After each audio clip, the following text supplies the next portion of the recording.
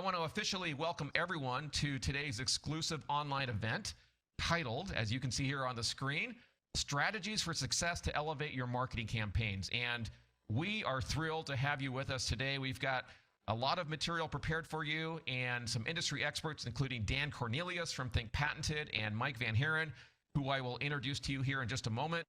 And they're here today to share with you their battle-tested insights and strategies across a variety of different arenas, including events and trade shows, higher education recruitment. We're going to be looking at some political campaigns and engagement programs that you can use to engage clients, employees, and other constituents. And the goal of this session today, if I can do my job well, is to extract actionable insights from these two strategies and tactics that you can use in your work to give you new, fresh, and innovative ideas that you can apply to your marketing. So I'm going to introduce myself in just a moment as the moderator, but first, much more important than me, I'm going to start with Dan Cornelius, who you can see here on the left of the screen. Dan is the former CEO of a marketing services company that he ran for 23 years and then successfully sold and merged into Think Patented in 2013. Now he serves as the Director of Integrated Marketing Solutions and combines his technical know-how and marketing expertise to help clients integrate their efforts and drive the results that they're looking for using the latest technologies. And I know he's worked with major Fortune 500 companies, healthcare organizations, franchisors, universities, manufacturers, and a lot more. So you're going to get a lot of insight from him from a variety of perspectives. But I want to give you a fun fact about Dan as well. Listen up. If you don't know this about Dan, Dan is a mere twin, which I guess means that whenever he finds a challenging marketing campaign, he's got a spare person to apply to that campaign. You would never know the difference. So when you hire Dan, you get 2 for 1. Is that right, Dan? Yeah. We'll bring my brother in on the call. Definitely. There we go. And as if that wasn't good enough, I also learned that your dog is a 2-time national champion dock diving dog, which I guess is now retired. And I have to be honest, Dan, I have no idea what a dock diving dog is. So I asked my AI assistant, as I always do, and he or she told me to ask you if your dog is good at the big air category. I have no idea what that means, but I assume you do? Yeah. Basically what it is my dog, we go up on a dock that's 40 foot long. I stand at one end. She sits at the other. I tell her to chase a decoy. I throw it out into a pool. She runs down the dock and leaps into the into the pool, if you will, and catches the decoy. She ended up being a 2-time Masters champion in 2017 and 2018. So she's taken me through many, many states and many, many places. It's a fun sport, but she's retired now. Something I did not expect to ever get into, but it was a real blast to do. Amazing. Well, I just learned something there. I had no idea what that was even all about. So, folks, if you are here with us, you're going to hear a lot from Dan here in just a moment. Dan, thank you for being here today. Allegra on my team here, if you could drop Dan's LinkedIn profile URL in the chat, let's have folks connect with him if they want access to that dog, his twin, or his marketing expertise. Go ahead and connect with him there. Next up on the screen here is Mike Van Haren. He is a senior growth strategist and omnichannel growth expert. He's got over 35 years of experience in marketing communications, and his focus is on data-driven, innovative solutions that help brands achieve their goals and optimize performance. Now, I also have a fun fact about you, Mike. I know that you started out as an artist and a graphic designer, so you got that eye for detail. And I also heard that you are a former college athlete in soccer and baseball, and you were also trained as a classical pianist and a trumpet player, which I don't think I knew about you. So you're a true Renaissance man, just like Dan and his dog, Mike. Thank you for being here. How are you today? I'm great. How are you? Yeah, I don't really talk about some of that stuff much anymore. It's a little bit in ancient history. And, my parents always said you should try to be well-rounded, but they weren't talking about my weight. Well, you certainly are well-rounded in terms of those things that you just mentioned there. And I won't say anything else about weight. I know that's not appropriate for any of us. But lastly, there's me, Dave Rosendahl, here on the right-hand side. My company, Mindfire, helps brands and high-volume mailers execute exceptional omni-channel marketing campaigns that include print, like direct mail, and digital channels, because we know and we believe, because we can see the data, that print and digital are better together. And so I'm going to serve as your moderator today. It's my job to pull out of the speakers insights that are most valuable to you. but I don't want to assume that all of us know each other here. So Dan, I want to give you an opportunity before we go too far. Tell us a little bit about Think Patented in case folks don't know about your company. Sure. I mean, it all happens here at Think Patented, to be honest with you. We're a marketing execution company that focuses on maximizing the marketing ROI of our customers. We do that using direct mail, data analytics, digital and conventional printing. We run targeted marketing campaigns, if you will, personalized websites we build, marketing portals, fulfillment solutions, display graphics, promotional items. As you can tell, we do a lot of things underneath our roof. But more than that, we understand that most of our clients and customers' needs are unique and changing very fast, and that they need a dedicated partner committed to them. And you need more than just printing. And here at Think Patented, we recognize that. That's fantastic. So if you have any questions about Think Patented, you'll learn a little bit more about them here in just a moment as we get into some of these case studies. As I do this, I'm going to ask you, Dan, to share some insights around the case studies here that you've got for us. But first, before I do that, I'm looking over at John Hayes, John, Karen, Carla, Matt, Mike, Gary, Diana, all of the folks that are here today with us. I need your help. If you've ever attended any of these webinars that we've hosted before, you know that we run things a little differently. And what I mean by that is that we want you to be part of this conversation. That's why I've asked all of you to find the chat icon in Zoom and open that up. Please do that right now, because the quality of the conversation and what you get out of today's material is driven by your interaction with us. So open up the chat, and if you're willing to lean in, ask questions, give us feedback in real time, drop a yes in the chat. This is just like when the flight attendant goes down the aisle on the plane and you're in the exit row and needs that head nod from you. This is the same thing. I need a yes from all of you here. If you're willing to lean in, who's ready to go? All right, I see Karen saying yes, Mindy says yes, Carla says yes, John says yes, Matt says yes, David says word. Always need to be unique there, Dave, right? Jennifer says yes, awesome. Come on, keep those coming in. Erica, I see yours. Fantastic. We're going to go ahead and get started here, so I hope Dan and Mike, you're also ready. And as we do that, I want you to know that as I walk through these case studies, and I asked Dan and Mike to give you these insights that are going to be helpful to you in elevating your marketing strategies, that we're going to focus in 4 key areas. And you've seen this when you signed up for the event here. We're going to be looking at events and trade shows, recruitment campaigns, political campaigns, and client and employee retention and engagement programs. And in each of these cases, I'm going to ask Dan and Mike to share with us the specifics of the marketing challenge, and then I'm going to ask Dan to tell us how they solved that challenge. And I know what all of us are looking for is, and so what was the result of that? How did that end up doing? So in every case I can, I'm going to ask Dan to reveal how the campaign did and what the results were. Remember, nothing is off limits. Please ask questions as you come in, as we get into those case studies. And I know that you all do have questions, because when you signed up for the event today, we asked you, what's your biggest question? What's your number one question about marketing? And we heard things like, how to target the right folks, how to find the right people for my audience, how do I generate more leads, more qualified leads, and how do I run efficient campaigns, cost-effective campaigns? Any of these resonate with you folks? Drop 1, 2, or 3 in the chat. These resonate with you. If these things are things that you're looking for. Hey, Chase, good to see you. It's been a little while, but good to see you here. So Diana's saying 1. Yeah, we saw a lot of that. 2 and 3 for Carla. Yeah, well, we're going to try to address as many of these facets as we can. So without further ado here, Dan, if you're ready, let's dive into the event and trade show marketing. Are you ready, Dan? Yeah, let's rock. All right. So, Dan, I want to say something to the audience again one more time here before we jump in. One more thing I want them to remember. Even if you don't do events or trade shows, folks, please listen carefully, because we believe often the best thinking happens when you take an idea from something that might seem unrelated to what you're doing, but you can apply these ideas to your business, to your work, or heck, sometimes even to your life in surprising ways if you're willing to listen and try to think differently. So please listen carefully. Even if you're thinking, hey, I don't do trade shows or our company doesn't run events, I believe you're still going to pick up something from Dan. So Dan, tell us about the challenge in this particular case that you sought to solve for.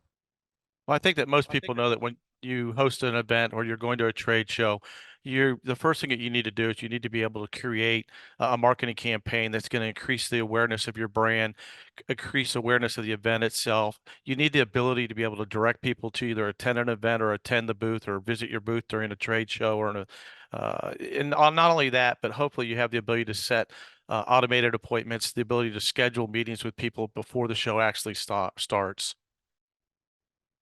Yeah, so this is a set of common challenges I know I hear from a lot of folks out there. We do a lot of trade shows.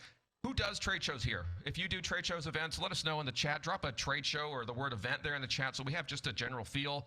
And as I turn the page here, Dan, I want you to walk us through now the solution that you've devised here to solve these challenges and meet the objective that you've laid out here. Yeah, I think going a little bit deeper from the challenges is to talk about some of the objectives that were there. And obviously, it's to engage the attendees prior to the show, the ability to introduce your offerings and your services. Again, I spoke about setting appointments for meetings at the show in advance of the event itself. And not only that, but more importantly, how do you increase the overall number of quality prospects that need to be coming to your booth? Bringing awareness to your brand loyalty to your existing customers. And then at the end of the day, you need to be able to see the responses that you're getting from different individuals and learn things about them and use that data going forward in the actual campaign you're working on now and then actual campaigns that you're going to be working with in the future. So the solution that we had was to design and build and implement a cross-channel automated marketing campaign utilizing ThinkPatent's Leads 360 program. Interesting. What can you take a second just to explain what Leads 360 is? Yes, I'd be more than happy to. Leads 360 is a robust marketing automation platform or solution that we use that utilizes proven marketing principles and industry-leading software and innovative logic that assists us with lead nurturing, acquisition marketing, drip campaigns, and trade show success programs. Our partner in that and the solution that we use is Mindfire. We've been partners with these guys for well over 20 years, and it is because of the platform itself that allows us to be so successful for these campaigns that we do for our customers and clients. And tell me, what is the dollar on here? How does that factor in? Is that part of the engagement on this piece? So as we look at this piece here in the actual show itself, we had 3 different phases that we were going to do. But when it comes to the branding of it, this was an accounting firm that was trying to bring attention to the fact of how they can help the clients that they were going after, which happened to be doctors' offices, and how they can improve on the receivable strategies and how they can increase cash flow in their businesses. And so we wanted to bring in the idea that we could supercharge the receivable. So therefore, you can kind of see that that's a battery turning into pennies. You can see that we're kind of charging a dollar bill. And last but not least, it's a dollar bill or $100 bill rolled up to be a battery. And one of the things was the giveaway, the actual event is if you came by the trade show booth, you got a little micro charger for your cell phone. Those were very popular back then. People, were really attracted to them. So we were tying not only the giveaway at the event and using a call to action to get people to come, but it's also in the branding of the outbound messaging and tying it all together for everybody. So you mentioned a 3-phased approach here. So pre-show, during show, post-show. Tease that apart or pull that apart a little bit and tell us how each of those phases worked. Be glad to. So from a pre-show standpoint, we use 3 direct mail pieces and emails in conjunction with some other outbound messaging. But more important, I like to use the phase, you're invited, there's still time. I'm sorry. Save the date, you're invited, and there's still time, kind of a theme in the messaging that goes out. And so we used a Pearl to help explain that we were going to be attending a conference or a convention, and then along with incentive to be awarded the attendees who scheduled an appointment at the actual show. So we drove people to a microsite with that Pearl, if you will, and it was designed to help automate the appointment setting. People could actually choose a time that they wanted to set their appointment when they went to that microsite. They also were able to register to receive their gift. So when they were done completing that process and answering a few questions, they were sent to a thank you page, and that thank you page contained the certificate for the prize that they were to bring to the booth. And then at the end of the day, a day or two after they completed that, they got a second reminder email that basically gave them another link to the prize to remind them to make sure to print that out and bring it to the booth. And then before the event, obviously, you have a lot of things going on. You have reminder emails and SMS text messaging to remind people, the day before the event or the day of the event that they have this appointment, or maybe you have a VIP event that's taking place and you're reminding people that they need to be, you've got an appointment here, or don't miss this attend or guest speaker at a booth. So there's a lot of automation going on within the platform itself. As far as during the show, activities that are taking place, respondents were able to come to the booth and redeem their certificate. Okay. And when they did that, they automatically picked up their giveaway, which I said was a phone charger, but then they were automatically entered into a drawing for a vacation, 3 days and 3 nights in the Caribbean. And if somebody came to the booth that did not register before the show, they were still able to enter the drawing for the 3 days and 3 nights by just sitting down and talking with a sales representative at the event. So this created significant attention to the booth at the show, a lot of buzz around it, and they were really, really thrilled with the number of people that visited the booth. So that brought us into. Go ahead. Yeah. Oh, no, I want to hear the results. I want to know how this performed. But before I move off of this here, based on those three things that you just said, pre-show, during show, post-show, audience, Ryan, Scott, Sherry, Mike, Matt, all of you here, do you have any questions for Dan around how they architected this? If you do, take a moment, drop that in the chat, and then I'm going to ping those off of Dan here momentarily. Dan, go ahead. So to your point, post show, we went ahead and we sent out email to the people that set appointments, thanking them for visiting, and we announced the winner of the drawing. And then we set up a follow-up automated program that was able to go out to the people that attended the show and those that did not attend. That basically consisted of email, e-newsletters, direct mail pieces, and a continual drip campaign to help engage and build stewardship with the potential clients and the clients. The customer stated that after the event, they had set approximately 15 post-show meetings with potential clients. They were very, very thrilled with that. Activity at the booth was up compared to other trade shows they had gone to at the time. So overall, they were very, very happy with the campaign. It's something else that I want to throw in here that you said at the very beginning of this webinar today is that when we talk about these different opportunities or the different ways we could use this solution, I just talked about trade shows and events, and you mentioned something about maybe people don't do events and trade shows. So keep in mind the strategy that we just spoke about, it is something that you can use if you're doing an open house or maybe a customer appreciation day, or it's a new business that you're launching or a grand opening. So the strategies I just spoke about can be moved into another type of need that somebody may have. So keep that in mind as we continue to go through these different opportunities that we were working on. Absolutely. So I know, Erica, you attend trade shows as an exhibitor, I assume. Diana, you say you do events and trade shows. Mindy does a lot. Karen, you're mentioning more tabletop events and 2 trade shows, maybe 2 trade shows a year, it sounds like. Chase, we attend both trade shows and events. So for those of you folks who are doing events or trade shows, if you have any questions for Dan, please drop that in the chat. I do see a question here that I think is pretty interesting, Dan. I'm curious how you determine the right number of direct mail pieces and the timing of those pieces in each of those pre-show, during show, and post-show engagement periods. How do you do that without overwhelming the attendees?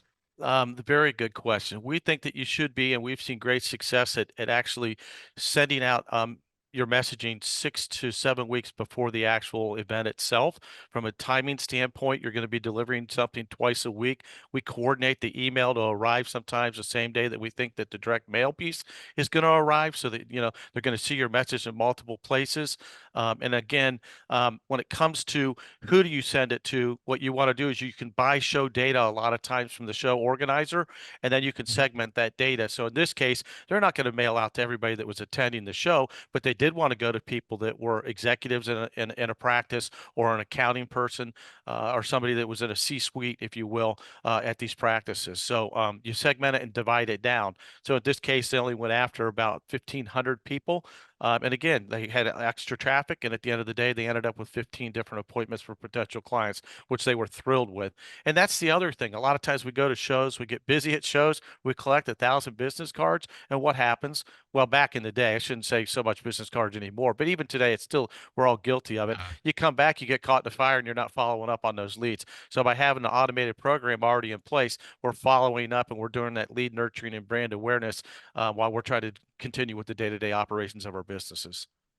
Mike, I'm going to tag you into the conversation here in a moment. I want to get your view on this. Dan, I mean, from my perspective, business cards are still alive and well. I mean, this is just a stack that I have here on my desk from the last event I was at, D-Scoop.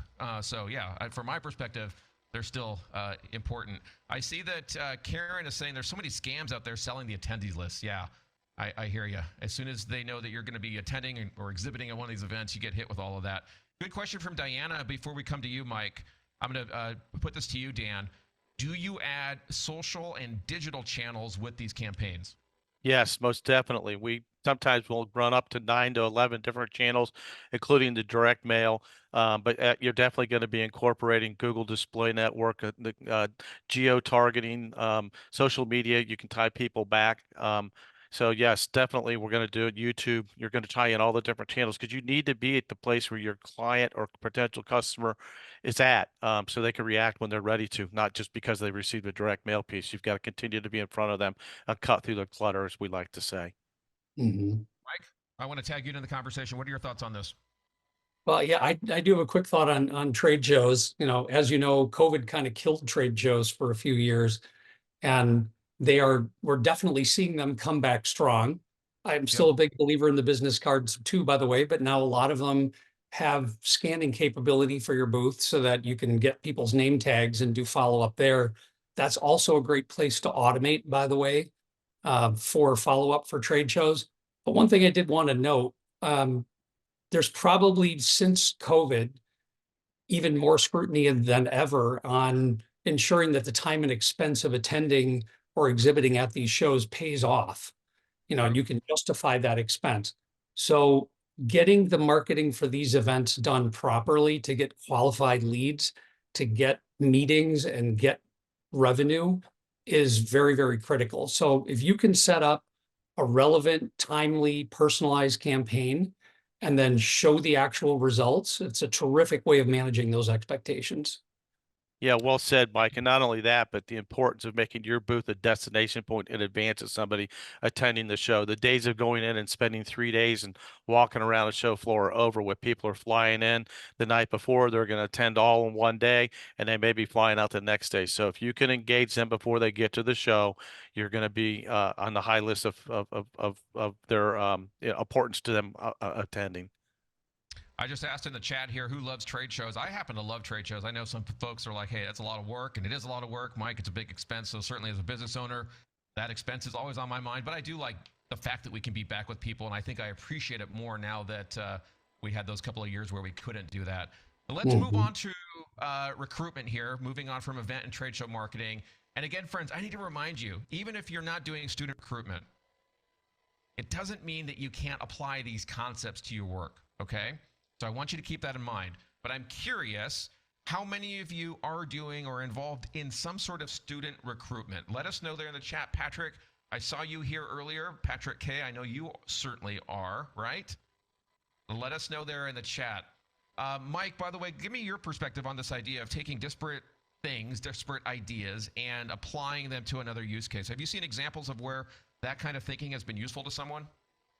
Absolutely, I have. What we sometimes see is that campaigns built for one purpose end up being perfectly well suited for many other purposes in terms of the triggered contacts, the cadence, et cetera. So even when the messaging is very, very different, the essential structure is very similar. It's a great time saver to be able to use a campaign almost like a template and then be able to tweak it and use it for other scenarios. I find that if it's a really well architected campaign that's targeted properly, it becomes a great template for many, many uses. Right. Makes sense. All right. So, Dan, walk us through the challenge here that the client presented you with.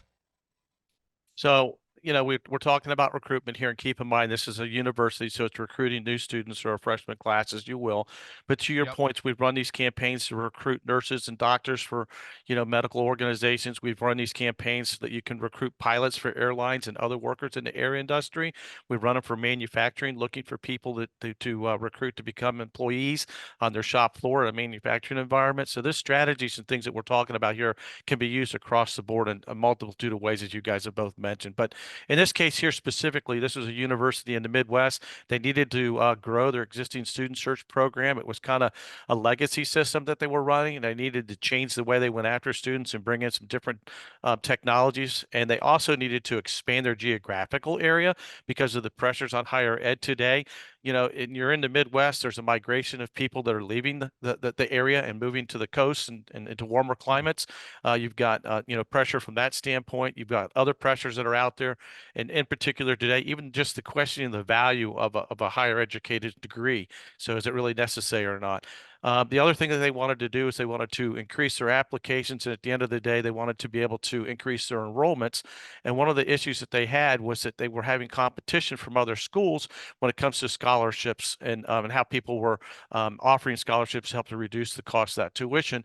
And then in particular, they actually had a school that they were really felt like they competed against head to head, if you will. And those people were actually dipping into their endowment to help increase these scholarships that they were able to offer to increase their enrollment. So a lot of different things that are going on in higher ed today, a lot of problems and issues. But at the end of the day, what are the objectives? They're just trying to educate the prospective students about the mission of the university. They want to gather mind share from that student. They want to be able to build brand awareness, increase their revenue. At the end of the day, it's about increasing enrollment. They've got to do that in order to keep these institutions open. We hear it today. You see it. They're merging. Some of the schools are merging, and that's the reason why. For those of you who do student recruitment, I know Patrick K., I see the kind comment that you dropped here, and others, are the challenges that Dan just articulated and the objectives that he just went through, do those resonate with you? Give me a yes in the chat if those are things that you similarly are thinking about. So, Dan, what did you do to solve for this? So what we did is we came up with a personalized direct mail campaign that we wanted to use a bunch of different marketing channels, but more importantly, we wanted to personalize our outbound messaging. So the first thing we did is that they were able to go out and procure data through the different, ACT tests and SAT, so on and so forth. And one of the things that's being captured is the major that somebody's interested in. So we basically versioned the outbound pieces on the search side of the campaign, as we called it, to the different majors that the school offered. So if you were interested in biology or nursing or whatever it may be, the imagery matched the course of study you were interested in, and the messaging matched that also. The next thing you do, we added in the email component of it, and we also used the Google Display Network, YouTube. We did geo-targeting at specific high schools, if you will, to all the students who were in the school, and then just social media also with Facebook and Instagram. Maybe the kids aren't on Facebook, but the parents are, and you want to create a dialogue sometimes between the parent and the student. And at the end of the day, that was driving everybody to a microsite where we were gathering additional information. If somebody wanted to change from the biology program to the nursing program, in real time, that email that followed up would change and the graphics would change based on the information that we gathered. So it would continue to be personalized. At that point, people were driven or asked to go and apply or visit the school. And then they would, answer some questions and go through that process. And then at the end of the day, our solution was basically integrated into their CRM system through the use of open APIs. So our dashboard was connected to their CRM system. So they were able to feed information to us in real time, and we're able to send information back. So that helped them on their side, because once somebody applied, that they were kind of working in their system and not in our system. Our goal was to get people to apply, drive them to ask to visit, whatever it may be. Then they kind of fell out of our side of the campaign and they moved into the school's side of the marketing campaign. Mike, I'm going to tag you in, see if you have a question for Dan here momentarily, but I want to read what Patrick here said. Patrick, if you're okay with me mentioning your institution, go ahead and drop that in the chat. Just give me the permission to do that. But Patrick is saying, we use these types of campaigns with good success to increase our enrollment to graphic media in our graphic media management program. And we use these, Dan, to tell students and their parents about how our industry has high-tech demand jobs and how our recent grads are enjoying their career that they started at our school. I also see here that Patrick is saying, and Dan, I want to get your thoughts on this, that a problem with only email or social media is that it excludes the parents. Tell us your thought on that. One of the ways, it's funny that you said that, Patrick, because I was just going to bring up one of the things you want to bring into your campaign is informed delivery. So informed delivery is a free solution from the U.S. Postal Service. So every time you send a direct mail to the student at the home, there's a digital scan of that and an email that's provided to the household, the leaders of the household, if you will. Normally it's mom and dad. They're going to see that something's coming from the school to the student. So if the student's throwing it away because they want to go to school where their girlfriend or boyfriend is, or wherever all their friends are going to be going, instead of what might be a better decision for them, that's a great way to be able to reach out to the parents. And we also did mail directly to the parents, educating them on the programs that were available at the institution that we were helping promote. So we recognize that, and we include the parents in the outbound messaging and the campaign. There's a strategy to that also. Patrick is with Ferris State University. Thank you, Patrick, for those comments. Mike, I'm going to tag you in here. Question for Dan?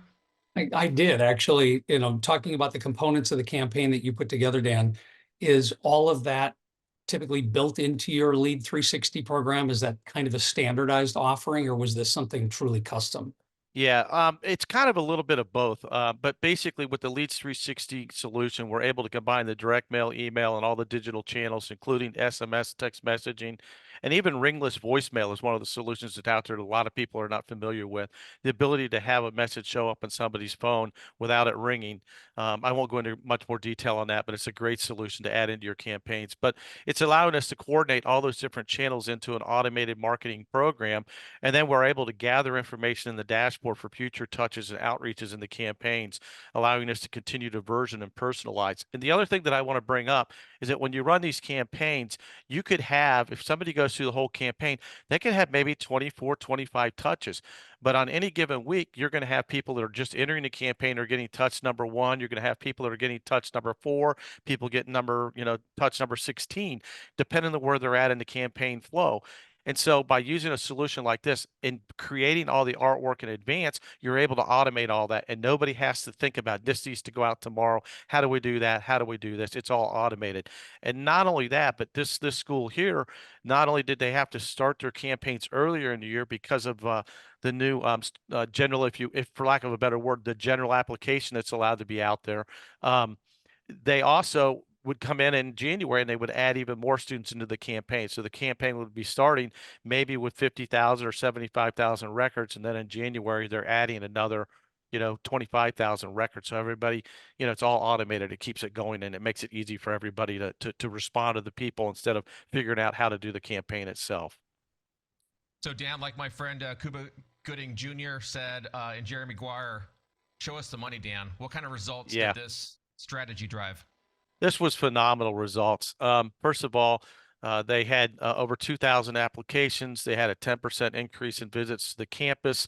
More importantly, they met or exceeded their enrollment goals. They were looking for 600. They had 636 new students. And if you do the math, when you say show me the money, if you take the extra 36 students and figure it's about $100,000 per student over 4 years, that generated $3.6 million in an additional revenue into the school.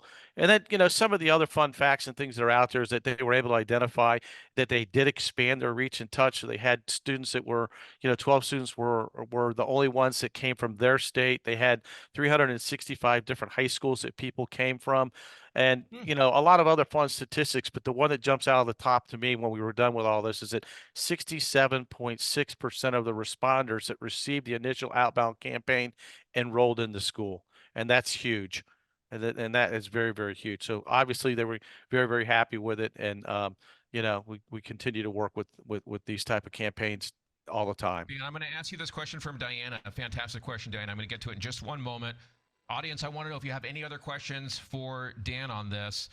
And as you do that, I have a question for all of you. Dan mentioned informed delivery. Who's using informed delivery here? If you could just let us know there in the chat. Just love to get a little input from all of you. Who's using informed delivery? So Dan, Diana's question is as follows. Are these campaigns customizable? If we don't want to use all the options, can we turn off, turn on the different options that you're describing here? Completely. It's a very fluid platform. Nothing is mandatory to use. We can turn on or turn off any of the different channels or solutions that you want. Short answer is yes. You're not locked into anything. They're all customizable and we like them that way. So no one is using informed delivery? Whoa. Folks, go to the chat. Let me know if that's true. There's some advantages there you might be missing out on. I'll let Dan tell you about those. Karen is asking, what is your open rate? Now, Karen, do you mean the direct mail open rate, the email open rate? Remember, this is multi-channel. I assume you're talking about email. Okay, yep. So Dan, what's the email open rate? I do have that stat. I don't have that stat here. I've got it in a case study on this campaign. I can't remember off the top of my head, but I'm going to say our open rates were well above 15 or 20%, which is off the chart. Again, by personalizing this to the individual, the imagery, the messaging, and everything was personalized. That helped increase the open rates of the emails that were being sent out. Mike, I'm going to tag you in just in a second here. But Dan, what are folks missing out on by not using informed delivery? Informed delivery is probably one of the easiest ways to be able to add an extra channel into your outbound messaging. Not only, what happens is that you have a scan of your email of the direct mail piece that's there. We create a ride along ad. That ride along ad is something that the individual can click on, open, and it drives them directly online to whatever it is that you're trying to promote. In this case, it could have went to the enrollment page or schedule a campus visit, if you will, page. And it's right there in front of the decision maker in real time. The other thing that's so nice about it, and I won't go into great statistics on this, but it's over 65 million households are on informed delivery. Email open rates are over 90%. I think the click-through rates are averaging around 40%. It's off the chart. The people that get this are engaged. I personally live out in the country. I don't see it at 7:35 every morning. I wonder where the hell it's at. I want to know what's going to be in my mailbox. And anybody I talk to that has it, and you're smiling, but if you got it, you check that email every day. I know I do. Oh, yeah. It's not because I'm in marketing. I want to know what's going to be in my mailbox. I know when Yeah. I go home tonight, there's supposed to be 2 packages that were delivered. So those packages should be there. And Dan, what's the impact on postage? None, 0. Doesn't cost you anything. It's a free service from the U.S. Postal Service. You just go to USPS/informed delivery, and you can sign up for free. And if anybody is in the marketing side of this, the nice part about this is if you go to do a change of address or you're signing up for a new household, they automatically enroll you in informed delivery now. You have to opt out. You're opted in automatically. Mike, I'll want to tag you in your also- thoughts before we move on? Yeah.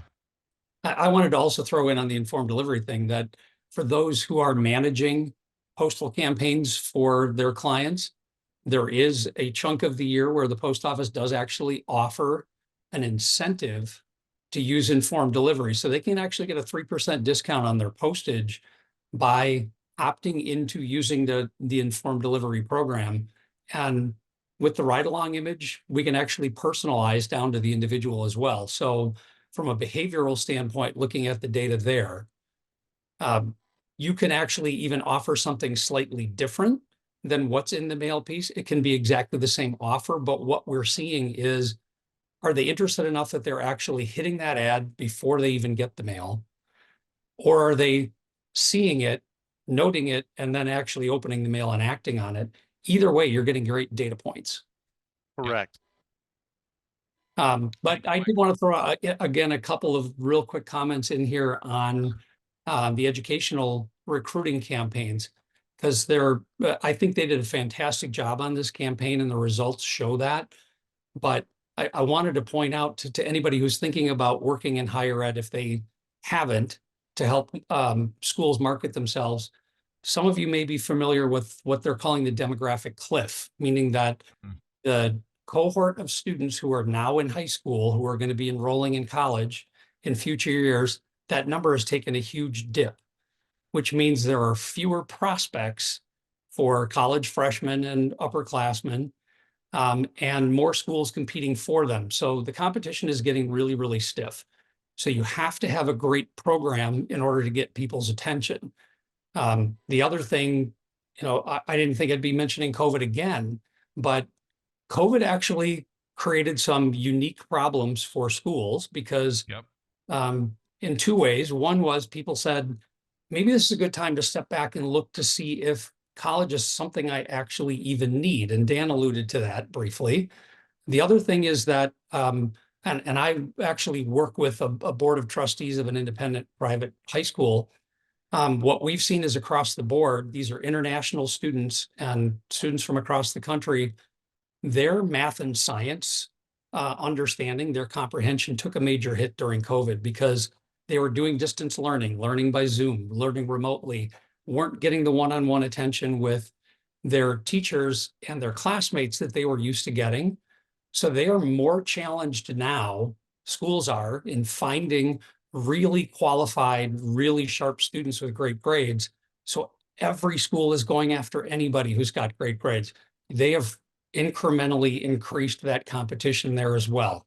So anybody who is able to offer a great automated triggered relevant campaign like this for higher education is really doing a great service for that school.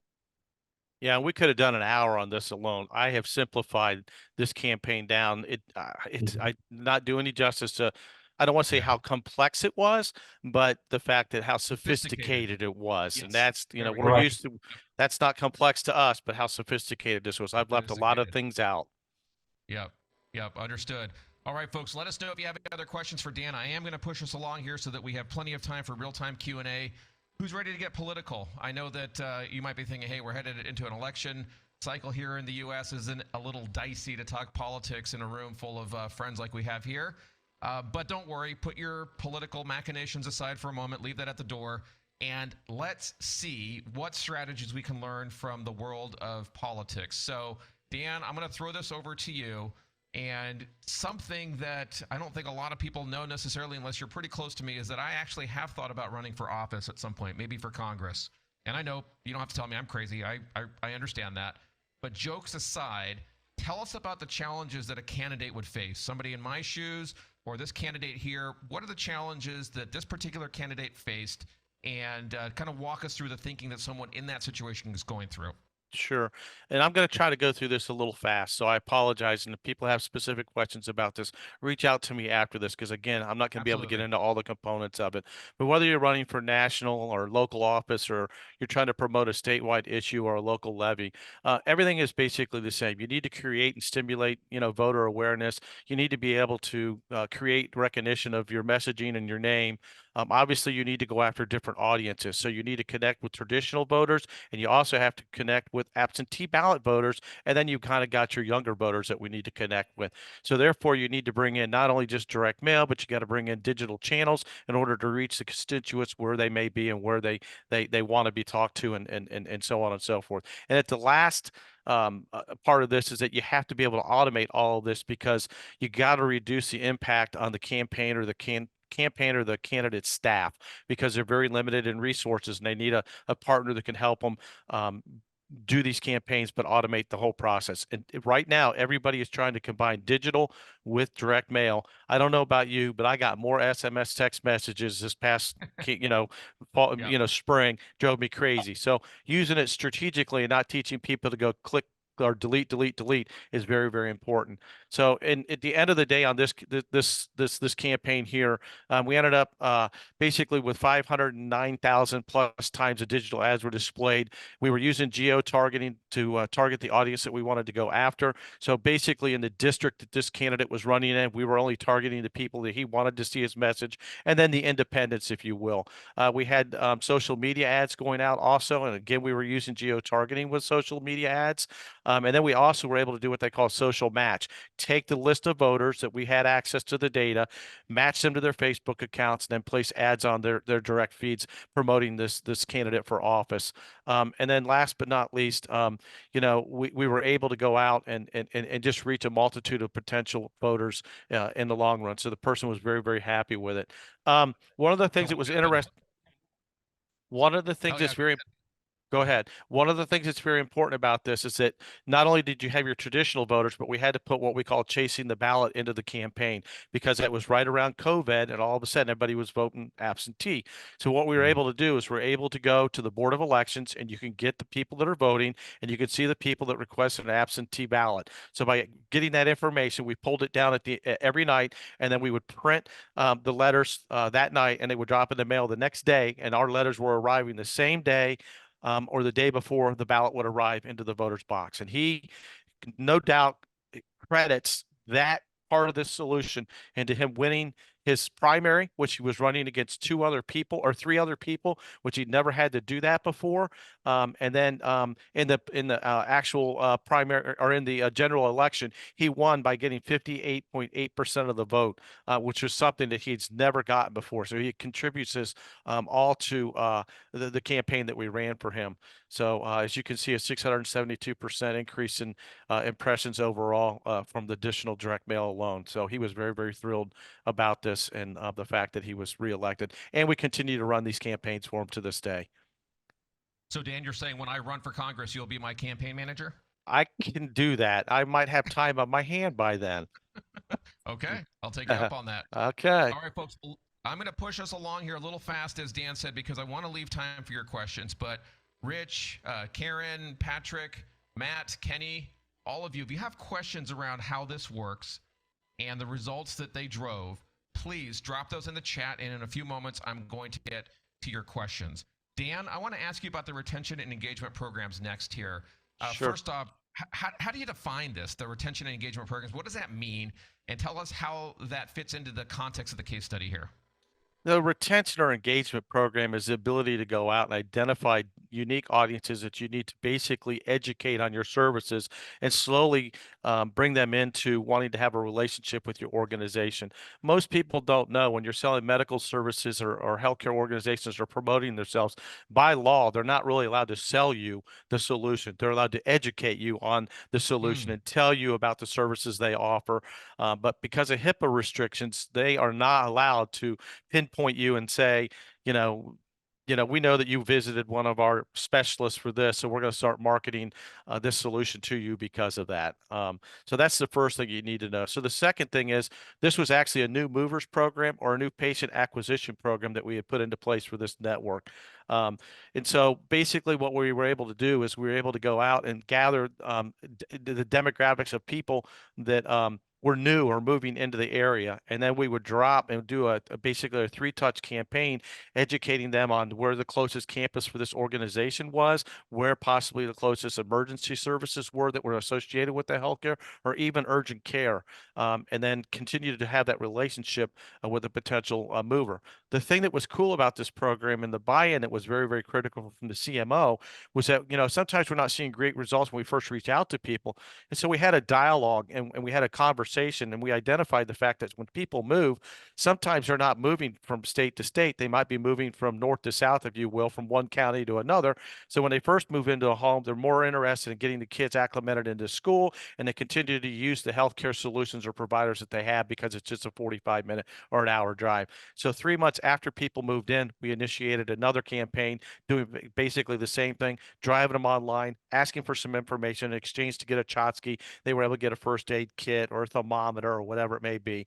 And then by gathering that information, we're allowed to basically remarket to them or educate them on the different services that are actionable to the people that are inside that household. So when, if I were to say I'm, over 60 years old, then maybe they're going to talk to me about prostate cancer. Maybe I have, kids that are between 3 and 5 years old, and they're going to talk to me about pediatricians, so on and so forth. So, we're able to build that into these outbound campaigns. And again, I know I'm going super fast because I want to have some questions. We got about 10 minutes left. But the key here is that I know people are going to ask this, and so I'm going to go right to it. How did it pay for itself, or how did they know that it was contributing to it? And the bottom line is this: they are not, due to HIPAA laws, they're not allowed to tell us the results of the people that came in. I can see open rates, I can see stuff like that, but they can't tell us basically what happens. But what I do know is that they went out and got a third-party auditor that went in and looked at their patients and the new people that were using the facilities, and the auditor came back and said it's more than paying for itself. And to be honest with you, I looked at the CMO when I was trying to sell this program, and they were hem-hawing around about the cost, and I just said, can I be honest with you? One catastrophic illness unfortunately pays for the program for 5 years. We've been running it for about 7 or 8 years now. So again, this can be used for a bunch of other things. It doesn't have to be just new patients. Think about, what do you do when a new student comes to school? How do you continue to talk to that student? They may need to learn about not only medical care, but maybe they need some emotional and mental things that they need on campus. What are the other resources available to them? If it's a new employee and it's onboarding, how do you talk to that person about how is it going? These are the resources that are available to you, so on and so forth. So it's no different. It's I'm struggling here for a split second, but basically what I'm trying to say, it's a way to communicate, nurture, and build a stewardship with an audience that's important to you. Yeah. I see, Jason, you asked a good question here, Dan. Jason, could you clarify? You're asking, would these campaigns work for capital campaigns and fundraising campaigns? Dan, what do you think? Is he referring to the retention and engagement or the political one? Both. Believe it or not, we run fundraising campaigns for nonprofits and for schools and universities. We use all the different solutions that are out there, and again, it's very fluid. You got to roadmap it out in order to come up with the flow that you need to meet the results. And when it comes to fundraising, obviously you got a hard push at certain times, but then you need to continue to nurture and have a soft ask, tell the success stories of an organization during fundraising, and then come back and you hit them again because it's a day of giving. But you don't want to ask all the time. So you've got to have a fine mix of how you're reaching out to that audience. As far as That's- what So you've you just, just go ahead. Yeah, you just mentioned the word architect, architecting the workflow. So what is this an example of what you're talking about here? Yeah, this is a campaign flow of this is the campaign flow of the New Movers program that we put in place for a healthcare organization. On the left-hand side, where it's kind of green boxes, that's the data. In this case, it was versioned up to 5 different locations. And then the postcards went out. When somebody responds, what's really nice is they fall out of the campaign. So if somebody responds to direct mail number 1, we're not wasting postage and mailing to them for direct mail number 2 and direct mail number 3. The red box is the social media that's going out in conjunction with it. Anybody that goes online and responds, they fall out of the rest of that campaign. They move all the way over to the right-hand side of it, which is a drip and nurturing campaign where we're doing some emails and direct mail to keep in touch with those people and educate them on what's going on. In the middle of this page is the welcome and landing page that we build, automated thank you page for coming and giving us some information. We have trackable links that are built in there so we can identify each individual, what they're interested in, what they're clicking on. And then last but not least, we send them like a welcome confirmation and tell them when their tchotchke is going to become. We fill it, personalize the letter, drop it in them in the USPS or whatever, and send it back out for them. And it's all automated for the healthcare organization. You are going quickly, Dan, and I'm sure there's a lot more that you could share. So I'm going to ask you, Dan and Mike, if you can stick around a little past the hour here, which I know is up in 8 minutes, if that's okay, because I want to make sure we get to all the questions. And folks, I know some of you are going to have to drop off at the hour. So if you want to get the recording and hear the questions and answers that Dan and Mike give, drop your best email in the chat right now if you do have to go so that we can get this to you. If not, please stick around a few additional moments past the hour, and I'll make sure to get to all the questions. So, and I promise to slow down. Yeah. The first question that I see from Karen to you, Dan, is give us an example for a nonprofit organization. What is the ROI that you're seeing for these types of campaigns? Let me see here. What is the ROI that I'm seeing on this campaign? Our campaigns vary on what the goals and the objectives are for an institution. And a lot of the campaigns that we're running, it's not like, maybe somebody's trying to raise $1 million, or maybe they're trying to raise 10 million or $60 million. What usually is not being sold or spoken about is the fact that they probably have already got 90% or 95% of those monies are already raised. They're coming from high dollar contributors and supporters of the organization. And your outbound campaign is about how do you close the gap and meet that goal and objective. And the reason that you're doing that is that if you can show that you have met the goal or over that goal, then your high dollar contributors and people that are giving you money will continue to want to give you money. So when you say what's the ROI on the campaign, we're usually collecting or generating more money than what the cost of the campaign itself is, but we're not always generating that total dollar amount. I will give you a quick example. Catholic school in the middle of a $50 million fundraising campaign. They happen to have a few big supporters. They're going to cover 97% of it, and we're getting ready to launch a campaign. It's going to be a Giving Day only campaign to finalize and push them over the top of this capital campaign that they've got running.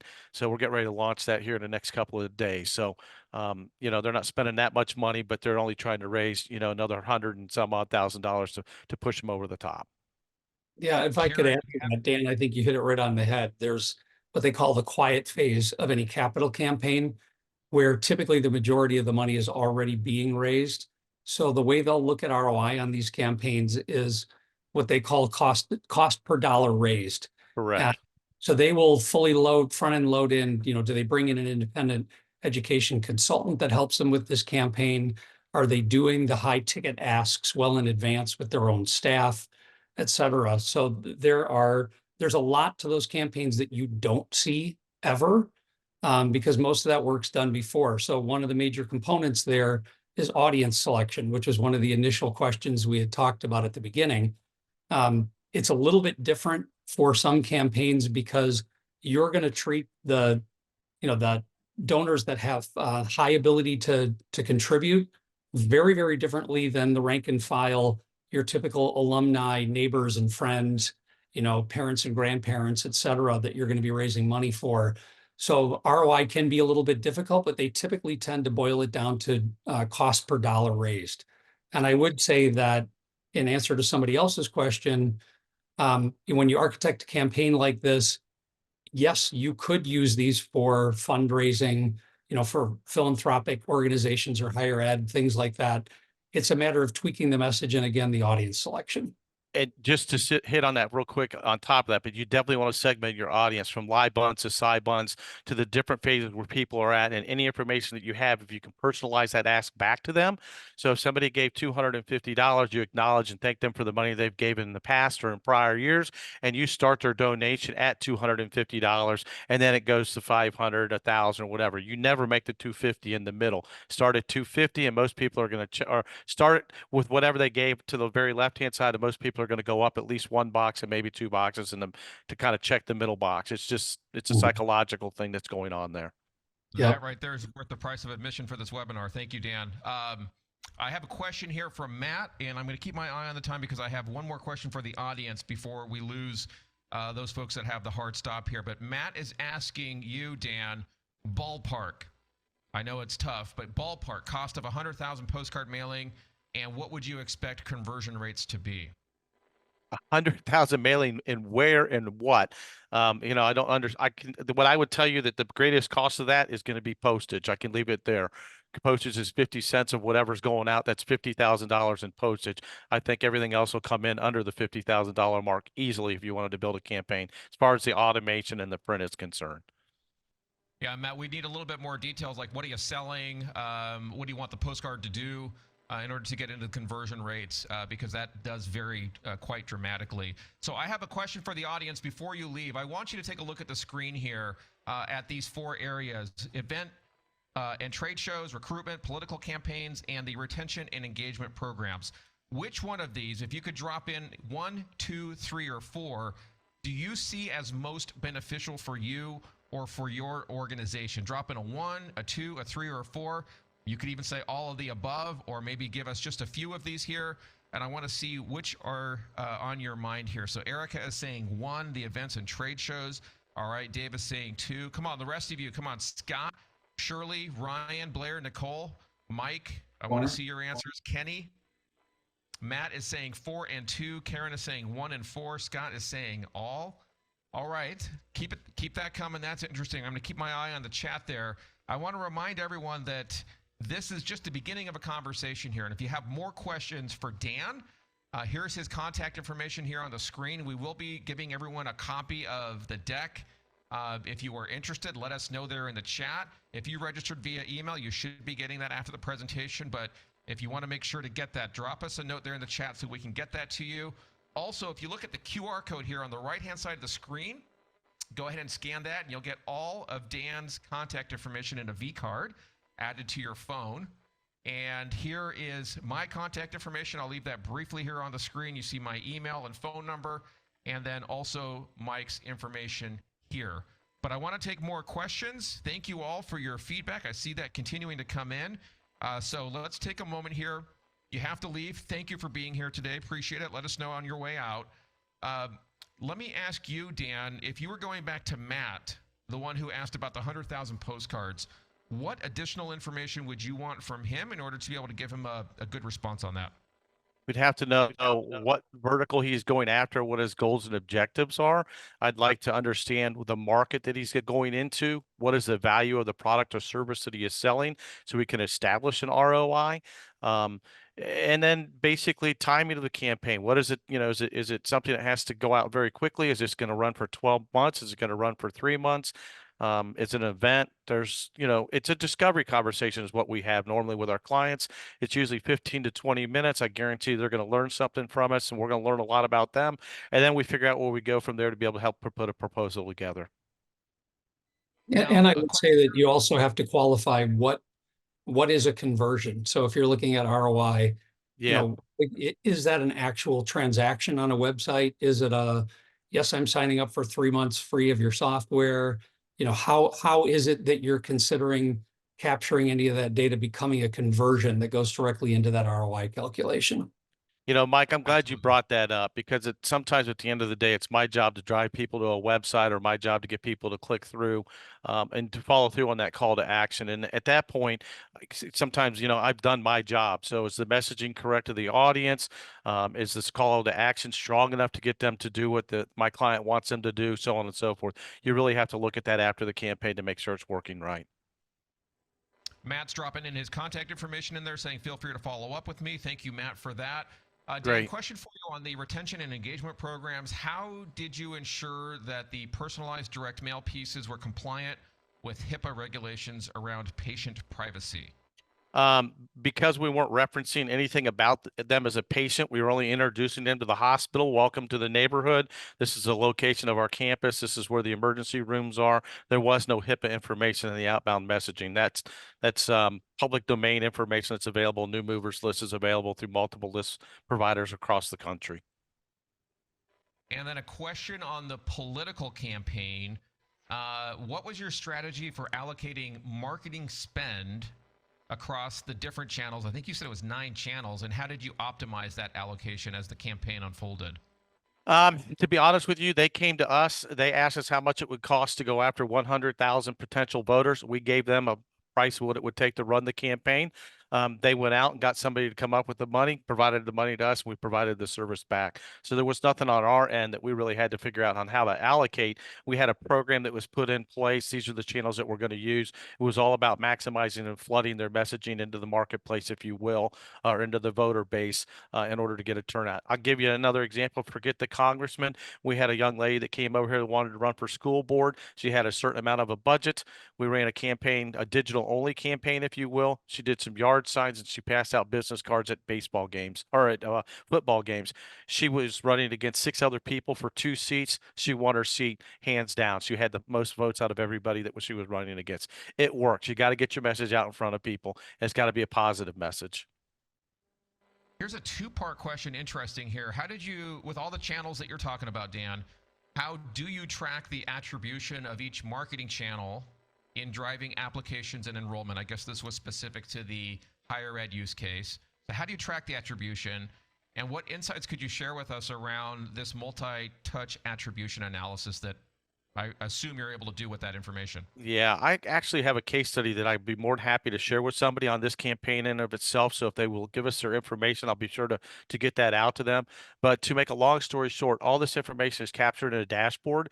And in that dashboard, we can identify how many ads were placed, let's just say on a Google Display Network, and we can tell you how many click-throughs were based off of that ad that was placed. That is the only information nobody else can give you any more information than that. That's basically all that's available. And the same thing with social media. If you're on Facebook, it's because of the privacy acts that are out there. Now, if you go into informed delivery, we have the ability to tell you the person who received the email, who opened the email, and who clicked on the email if it's informed delivery. But when it comes to YouTube and all the other digital channels that are out there, nobody can tell you anything but how many times the ads were served and how many times somebody clicked through. And that's because of the rules and regulations on the internet today. Yep. All right, folks. Other questions for Dan, for Mike? I'm going to give you all a few moments here. Did you get value out of this? Give some X's and O's in the chat for Dan and all of his information, and Mike and his comments. Howard, Gary, Karen, did you get value out of this? Let us know. Sherry, Ryan, Mike, Matt, I still see many of you here. Kenny, Karen, did you get value out of this? Let us know. Thank you. Paul, what about for you? Karen has a question here for you, Dan. What email marketing software is your favorite? And Karen said she did get value out of today's session. So, Dan, over to you. Well, I think that's important and that maybe people aren't aware of this, but Mindfire is the service provider for us. We license their platform in order to develop these campaigns for our clients. We have developers on staff in-house that work inside the platform that Mindfire provides to us. So if you're going to ask me who my favorite email provider is or service deliverer, it's Mindfire. And I'm going to be honest with everybody, and it's so important to find a partner that you can partner with that's going to be able to help you navigate. There's a lot of things that are going out there in email, and you do not want to be blacklisted. If you get yourself blacklisted, your emails are not going to go anywhere. You're not going to be able to get your emails to go and do what you want them to do. And with this platform and service that we're providing, not only can we send the emails out, you're going to see the hard bounce backs, you're going to see the soft bounce backs. And at that time, in real time, you could drop a direct mail piece going out to 100,000 people. You've got 10,000 bounce backs. You can drop a postcard in the mail the next day to the 10,000 people that aren't going to receive the email. Those are the type of strategies you can build into your campaigns when you work with a solution that's just not as sophisticated, but technically advanced, if you will, and coordinating all these different platforms together that allows you to react to the information that you're gathering. So Dave, thank you for that, David. Well, Dan, thank you. Thank you for those Thank kind you. words. We appreciate that. I'm going to wrap up here in a moment. If there are no other questions, Dan, I want to give you an opportunity to impart some closing words, some closing thoughts for the audience here based on what we've heard from them and the information that you've shared today. I think that the most important thing I'd like to get across is that go out and find a vendor that's going to bring solutions to you. I hope you reach out to Think Patented. That would be great. But your service providers that you're working with should be bringing the different technologies, the different ways that you can go to market. They should be educating you on what's available and what's out there, and then try to work with you as a partner, not necessarily selling you on everything, but what works best for you and how can we combine what you're currently doing and bring in some of the new stuff. I strongly suggest that you walk before you run, because a lot of you already have systems in place and it's very hard. And last but not least, one of the biggest roadblocks that we always come up with is we don't have the collateral. We don't have this. We don't have that. Actually, you do have the collateral. It's in your website. You can start taking information and things out of your website and using that in your outbound messaging. Dan, I'm throwing up your contact information here again on the screen. You see Dan's email address there, his LinkedIn URL. Allegra, if you could drop the contact information into the chat, maybe that'll make it easier for some folks to grab that. Wow, you were right on it, Allegra. Thank you for that. And also, we've got the QR code there on the right-hand side of the screen, but Allegra has put that in the chat for all of you. So if you have any questions for Dan, please feel free to reach out as he said. Dan, thank you for being here with us today. Same to you, Mike. And as we conclude the webinar today, if there are no other questions, thank you to both Dan Cornelius and Mike Van Haren for sharing your expertise and your insights, folks. I appreciate your questions, audience, for them. And to all of you that are still here with us, thank you for dedicating your time and your participation in the event today. It really makes a difference in terms of the energy level here in the room. So thank you for that. It makes it easier to moderate as you're asking questions and leaning in. I want to encourage all of you, take the knowledge that you got today, that you learned today, and apply it to your marketing efforts and use it to grow and to innovate for your organizations. You're part of a supportive community here with wonderful folks like Think Patented. And so on your journey, if you need help, they are here for you. Stay connected, stay curious, keep pushing the boundaries of what you believe is possible in marketing and in sales and whatever domain you find yourselves in. And until next time, folks, if there are no other questions, stay safe, everybody. Keep creating remarkable campaigns, and we hope to see you on the next event. Thanks, everybody. Thank you, Mike. Thank you, Dan. Thank you, Thanks, audience. everybody. Thanks, everybody. Have a great afternoon. Have a great day. Bye-bye. Bye now.